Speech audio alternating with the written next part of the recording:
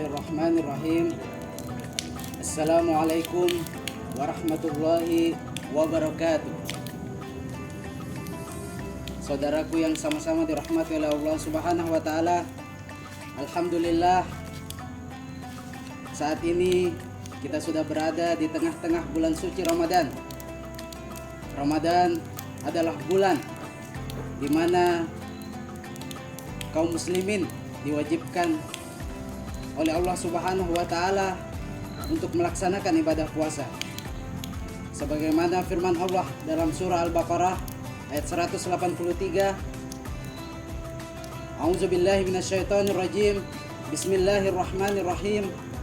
Ya ayyuhallazina amanu kutiba alaikumusiyam kama kutiba alal ladzina min qablikum la'allakum tattaqun. Wahai orang-orang yang beriman, diwajibkan atas kalian berpuasa sebagaimana diwajibkan atas orang-orang sebelum kalian agar kalian bertakwa. Maka dari itu, saudaraku yang sama-sama dirahmati oleh Allah Subhanahu wa taala, melalui kesempatan ini saya akan menyampaikan sebuah kisah inspiratif yang berhubungan dengan ibadah puasa.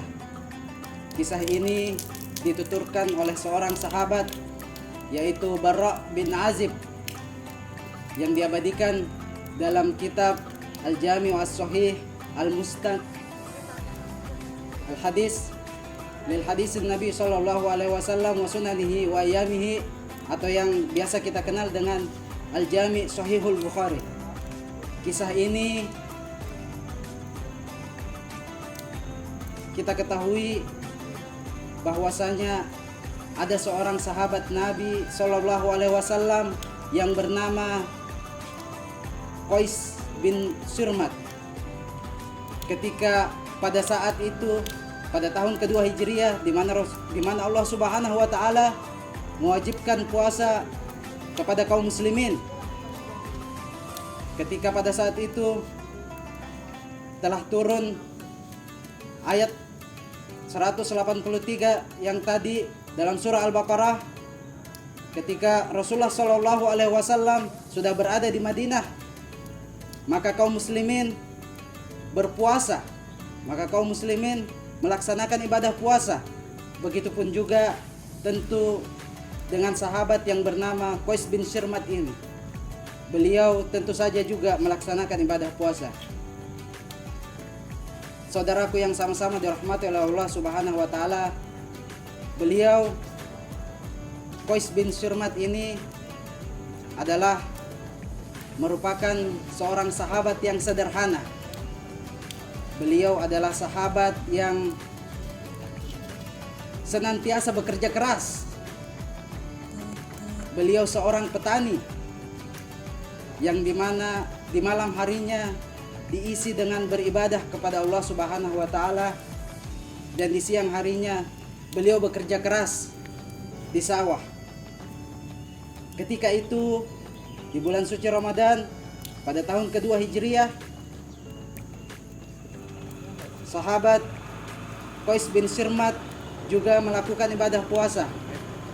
Akan tetapi meskipun beliau melaksanakan ibadah puasa, beliau tetap bekerja di sawah sebagai seorang petani. Kemudian setelah menjelang maghrib, setelah menjelang berbuka puasa, beliau pulang ke rumahnya. Lalu kemudian bertanya kepada istrinya, "Wahai istriku, adakah makanan yang bisa saya jadikan untuk berbuka puasa?" Kemudian apa kata istrinya? Istrinya kemudian meminta maaf kepada suaminya. "Wahai suamiku, saya mohon maaf. Sesungguhnya tidak ada makanan apa-apa yang bisa kita jadikan untuk buka puasa pada hari ini." Mendengar jawaban tersebut dari istrinya, Qais bin Surmat sabar. Beliau sabar atas penyampaian dari istrinya tersebut dan tetap melaksanakan ritual malamnya. Beliau tetap mengisi ibadah malamnya dengan beribadah kepada Allah Subhanahu wa taala. sampai beliau merasa lelah, kemudian meminta izin kepada istrinya untuk beristirahat. Kemudian apa kata istrinya? "Wahai suamiku, istirahatlah, biarlah saya yang mencari nafkah, biarlah saya yang mencari makanan untukmu." Kemudian di tengah kesibukan istrinya mencari makanan, Qais bin Sirmat ketiduran sampai habis waktu fajar, dan Qais bin Sirmat dalam keadaan tidak makan dan tidak minum. Akan tetapi besok harinya beliau Qais bin Sirmat tetap melaksanakan ibadah puasa dengan penuh semangat. Beliau Qais bin Sirmat pada akhirnya mengalami kelelahan, kelaparan, dan kehausan akibat tidak makan kemarinnya, kemudian malamnya, dan di hari itu. Kemudian kisah ini sampai kepada Rasulullah SAW, maka turunlah ayat Al-Quran dalam surah Al-Baqarah ayat 187, di mana Allah Subhanahu wa taala memerintahkan kepada kaum muslimin, "Wa kulu washrabu hatta yatabayyana lakumul khaytul abyadu minal khaytil aswad." Maka makanlah kalian dan minumlah kalian sampai datangnya atau sampai kelihatannya benang putih dari benang hitam. Benang putih maksudnya di sini adalah sampai waktu fajar. Dengan turunnya ayat ini, maka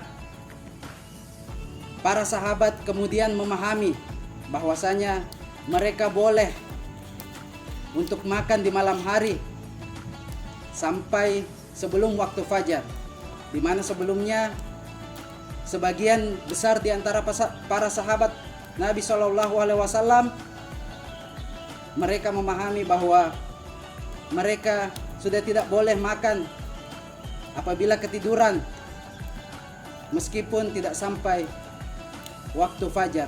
Tetapi setelah ayat Al-Quran dalam surah Al-Baqarah 187 ini turun, para sahabat pun memahami bahwasanya boleh makan di malam hari meskipun ketiduran dan terbangun sebelum fajar. Saudara sekalian yang sama-sama dirahmati oleh Allah Subhanahu wa taala,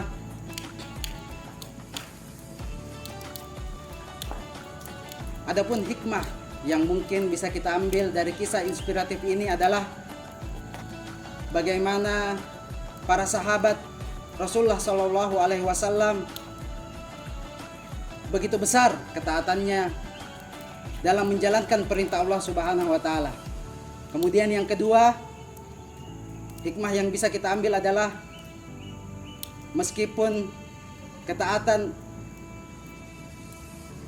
dalam menjalankan ketaatan dalam beribadah kepada Allah Subhanahu wa taala, para sahabat juga tidak sama sekali menghalangi mereka untuk tetap bekerja keras mencari nafkah untuk memenuhi kebutuhan dirinya dan kebutuhan keluarganya. Kemudian yang ketiga, yang tidak kalah pentingnya adalah hikmah yang ketiga yang bisa kita ambil adalah bagaimana dalam kisah ini betapa bahwasanya agama ini adalah sesungguhnya agama yang tidak menyusahkan bagi pemeluk agamanya.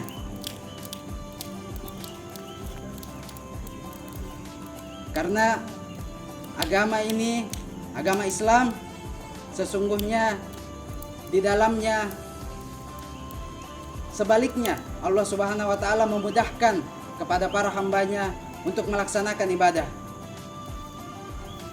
Karena Allah Subhanahu wa taala menghendaki kepada para hambanya begitu banyak kemudahan, dan justru sama sekali tidak menghendaki kesusahan kepada para hambanya. Oleh karena itu,